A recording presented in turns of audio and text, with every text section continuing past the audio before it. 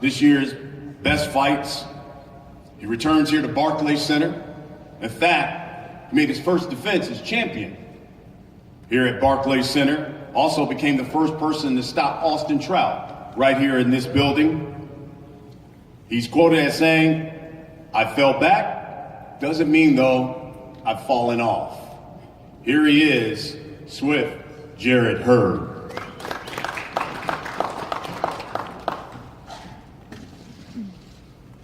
How's it going, everybody? First of all, I want to thank God, for allowing me to be here. Thank Al Heyman, Showtime, PBC Boxing, the Barclays Center. And, this is my first time doing an interview since my fight with Julia Williams. So, I jotted down some bullet points to target all the questions that wanted to be answered. I may spend a little time up here, so. Let's start by saying, man, last time I was up here, I was an undefeated fighter.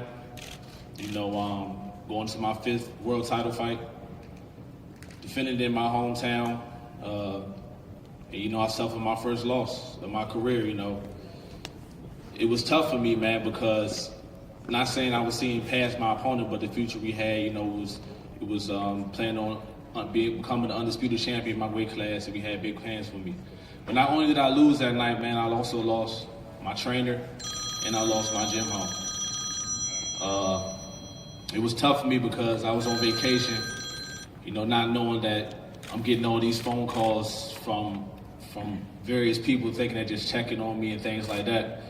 And it was actually when my mother called, she kept calling me on vacation, mom's call, you're like, man, something gotta be wrong. And she hit me up and told me that, did you check out this interview on social media? And I was like, nah, man, what you talking about? She was furious, she was in flames. And I went on social media to check out the interview, man, but it's my coach. He was bad-mouthing me, man. So he got to talking about certain things about, the lifestyle I'm living and the substances I put into my body.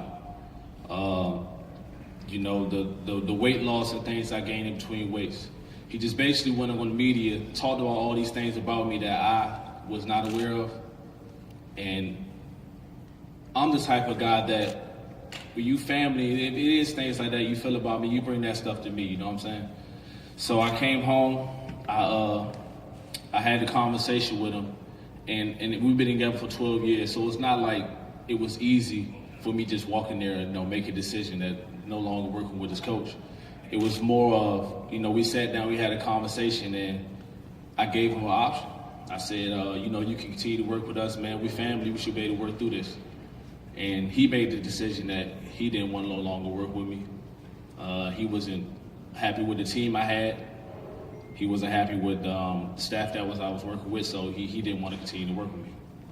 But with that being said, I was lost. I didn't know what direction to go. I didn't have a gym home. Trying out opportunities. We had a rematch clause set for December 14th. And I couldn't go into a fight in the condition I was in. I wasn't training. I was still looking. I didn't find a coach at the time.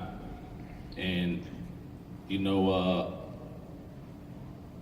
I basically, it was harder for me not to take that fight than it was ever for me to take that rematch. And I like to really thank Al because at the time, man, talking to him, he really told me, man, Jerry, you do so much for others. You're such a giving person, you're such a caring person, man. But at this time, you gotta really think about yourself, man. You can't think about what others are thinking about. You can't fall into that. You gotta take a step back and really do what's best for you. And the best decision for me is not to go into the rematch that way, with a few months of training. And in the process, man, I also got a blessing. I got to link up with my coach, Koroma.